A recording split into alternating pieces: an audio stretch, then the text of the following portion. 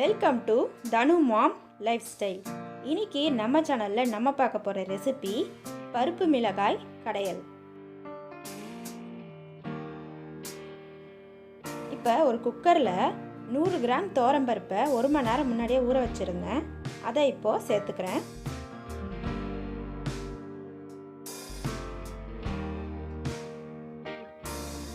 இது கூட ஒரு 8 பல் பூண்டு சேர்த்துக்கிறேன்.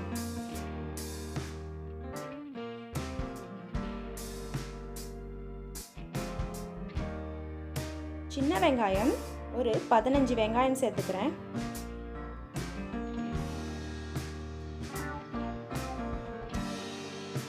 நாலு தக்காளியை கட் பண்ணி சேர்த்துக்கிறேன்.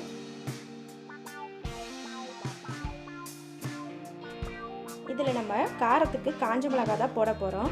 அதுக்காக ஒரு 8 காஞ்ச மிளகாவை சேர்த்துக்கிறேன்.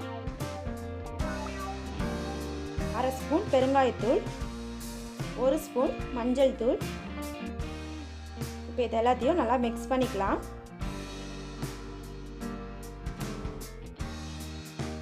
இப்போ பருப்பு வேகிறதுக்காக ஒரு 1/2 டம்ளர் தண்ணி சேர்த்துக்கிறேன்.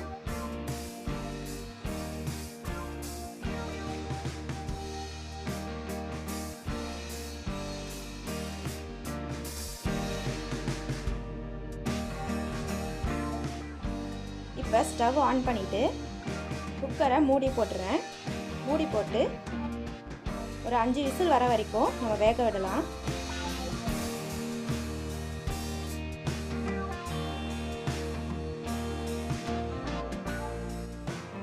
இப்போ பருப்பு நல்லாவே வெந்துருச்சு. இதில் ஒரு சின்ன நெல்லிக்காய் அளவு புளியை சேர்த்துக்கிறேன். இப்போ இதை நல்லா மத்து வச்சு கடைஞ்சிக்கலாம்.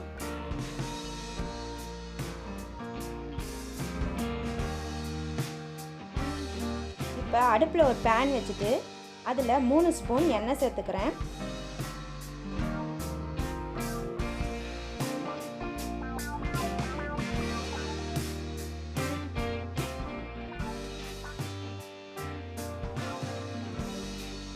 எண்ணெய் நல்லா காஞ்ச உடனே 1 ஸ்பூன் வடகம் சேர்த்துக்கிறேன்.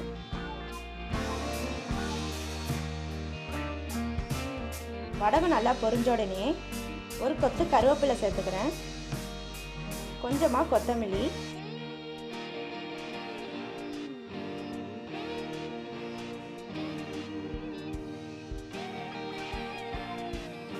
இப்போ கடைஞ்சி வச்ச பருப்பில் தாளிச்சதை ஊற்றிடுறேன். இது கூடவே 2 ஸ்பூன் சாம்பார் பொடி சேர்த்துக்கிறேன்.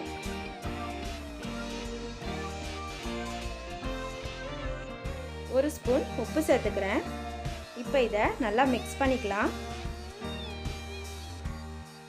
இப்போ இந்த பருப்பு ஒரு கொதி வர வரைக்கும் நம்ம ஸ்டவ்வில் வைக்கலாம்.